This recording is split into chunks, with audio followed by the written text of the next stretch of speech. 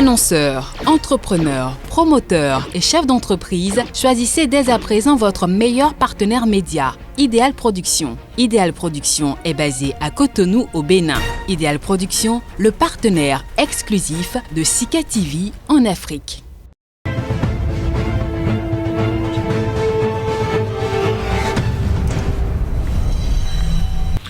Nous retrouvons pour vous, quotidien étonnant, pour ensemble écumer les quotidiens dans leur parution de ce jour, quotidien étonnant. Bonjour. Bonjour Joël Todji, bonjour également à nos amis téléspectateurs. Alors, 23 mai passé, jour d'investiture du chef de l'État, les quotidiens en parlent toujours ce discours.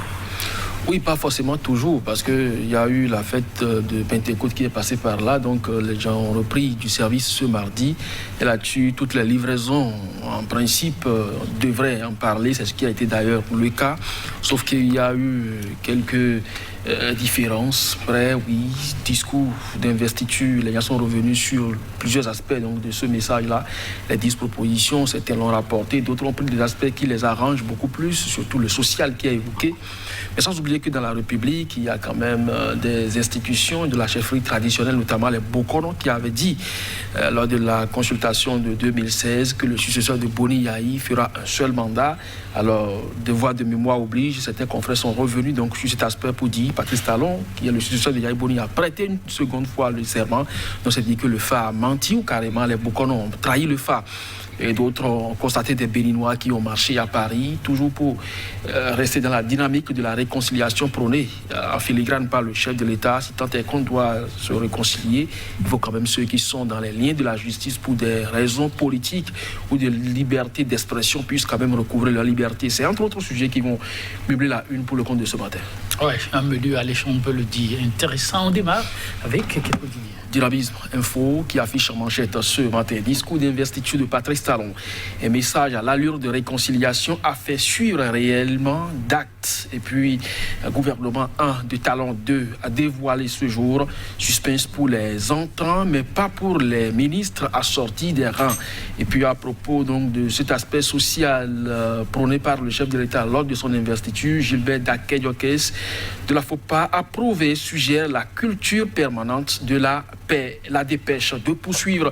Discours d'investiture de Patrice Talon, écrit la dépêche en manchette. Les mêmes mots pour les mêmes mots se demandent dans ce journal. Et puis chaque mot a son expression et son sens dans ce journal à propos donc de cette investiture, à propos des violences pré- et post-électorales au Bénin, des morts à Banté, le silence du gouvernement note la dépêche. Cette fois, la loupe. Quinquennat 2021-2026 au Bénin, la pauvreté réelle et seul ennemi à combattre. Le président Talon appelle à terre les querelles pour la consolidation de la marche vers le progrès.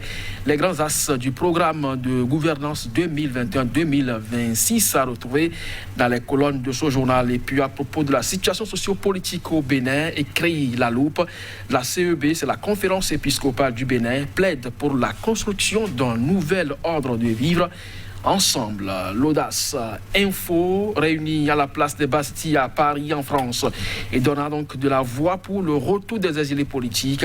Indignée, la diaspora exprime sa colère. Le grand jury à présent, le successeur de Boni Yahi fera un seul mandat, a dit le FA. Le président en exercice va mourir au pouvoir, dit également le FA.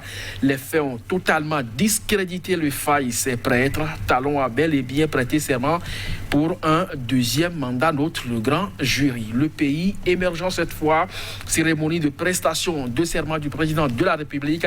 Les nouvelles promesses de Patrice Talon au peuple béninois. Le journal y a consacré pratiquement tout un dossier avec la réaction des uns et des autres. Vous avez donc celle du maire syriaque Domingo, et ça c'est le maire de Kouyobe et même des ministres de cette région qui ont parlé à la une de ce journal. Le journal Matin Libre à présent à propos de ce qui arrive donc à Banté.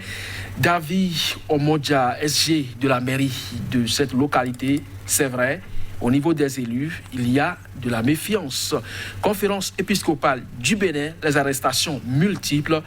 préoccupé. Puis annulation des résultats du concours de la qualification pour les enseignants de la maternelle et du primaire, surtout pour les conseillers pédagogiques. La CSA Bénin proteste et exige. Et puis point média pour terminer, annulation des résultats du concours des conseillers pédagogiques 2020. La CSA Bénin exige son rétablissement et sa validation pure et simple. Et puis absence de chefs d'État étrangers à l'investiture de talents. Le Bénin davantage isolé, se demande ce journal, en tout cas la diaspora béninoise dans la rue dans le même temps. Merci. Nous allons démarrer avec le grand jury qui a voulu nous faire un devoir de mémoire. Tout à fait. Le journal a évoqué deux aspects fondamentaux pour relever donc ce fait qui fait objet de devoir de mémoire. Eh bien, le successeur Aboni Yahi fera un seul mandat, a dit le FA, et puis le président de l'exercice va mourir au pouvoir, a dit également le FA, fait relever donc ce journal qui note donc que Patrice Talon a bel et bien prêté serment pour un deuxième mandat, ce tout donc fait qui montre que le FA ou ses prêtres ont été discrédités. C'est normal. Lorsque les coris sont jetés, ce n'est pas tout le monde qui est qualifié donc pour interpréter. Et c'est pour cela on parle donc de collège de Bokono. Maintenant, lorsque vous portez la voix de ce collège de Bokono et que vous ne restituez pas dans la fidélité ce qui a été donc dit, eh bien vous pouvez donc faire ces lapsus-là qui t'a montré que le FA a tort. Le FA ne peut pas mentir. Il n'y a que le Bokono qui interprète donc les coris qui mentent, parce qu'un seul signe de FA, ça fait 80 mutations. Et si chaque mutation appelle au moins à 32 comptes, allez-y comprendre jusqu'à quel point le Bokono a donc du travail pour pouvoir sortir donc le grand jeu. Donc c'est dire simplement que lorsque vous attardez peut-être sur les légendes, les allégories ou quelques contes pour dire que vous interprétez un signe de FA, vous pouvez vous tromper largement. Et c'est ce que nous avons noté à la une de ce journal aujourd'hui. Et parlant du chef de l'État, Dynamisme Info revient sur son message et conclut qu'il a bien l'allure de message de réconciliation. Oui, on ne peut quand même pas taire les querelles si on ne se parle pas. Donc c'est dire simplement que si le chef de l'État invite les uns les autres à faire table rase du passé, à regarder donc à ne plus regarder du moins dans le rétroviseur, il a fait face donc à l'enjeu qu'est aujourd'hui la pauvreté, donc le seul ennemi pour le Béninois, eh bien c'est dire simplement qu'il invite d'une manière ou d'une autre, de façon implicite, ses concitoyens à la retenue, et cela passe forcément par le dialogue.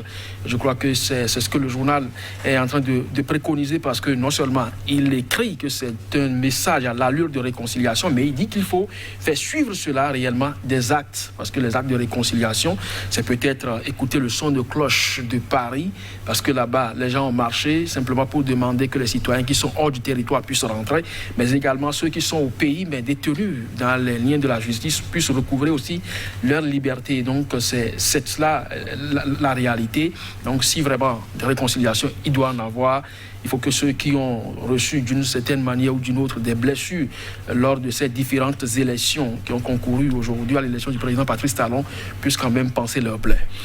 Dans ce registre, la dépêche invite le gouvernement à ne pas oublier les morts de Bantel à travers un écrit évocateur. Tout à fait, des morts à Bantel, le silence du gouvernement. Vous vous rappelez, on ne le dira jamais assez, le chef de l'État, lors de son interview accordée à France 24 et RFI, avait pourtant dit que lui, personne ne lui a fait cas de décès et qu'il attend jusque-là les familles qui puissent quand même venir dire qu'ils ont perdu, ou du moins qu'elles ont perdu un membre. Mais jusque-là, il n'en a pas enregistré. Mais aujourd'hui, Matin Libre l'a commencé depuis mercredi dernier et d'autres journaux sont revenus là-dessus. Aujourd'hui, c'est la dépêche qui en parle également. Je crois que ça fait déjà beaucoup pour que l'on s'intéresse donc à cette zone-là. Qu'est-ce qui s'est réellement passé à Bantel? Est-ce qu'il y a eu vraiment de morts? De toutes les façons, le maire de la localité a été relevé de ses fonctions et remplacé par quelqu'un d'autre. Je crois que le médecin-chef aussi avait dans la foulée accordé une interview où il avait signalé une perte en vies humaines. Aujourd'hui, des journaux parlent d'au moins 3 morts, 4 blessés graves et des dégâts matériels enregistrés. Je crois que le gouvernement doit pouvoir quand même s'informer davantage dans cette localité et relever effectivement si ce sont des événements survenus dans la nuit du 5 au 6 et jusqu'à 11 qui ont causé donc ces morts et pouvoir donc situer les responsabilités. En entendant, les appels se multiplient, la loupe rapporte la posture de la CEB à travers la dernière rencontre. Oui, la conférence épiscopale réunie à Tchanvedji pour non seulement souhaiter la bienvenue aux nonces apostoliques, a effectivement tenu à rappeler que le creuset pour reconstruire un nouvel ordre de vivre ensemble doit être redéfini à partir du moment où, un peu comme pour rappeler ce que nous avons signifié tout à l'heure, vous ne pouvez quand même pas avoir des membres de vos familles en prison et être heureux à la maison.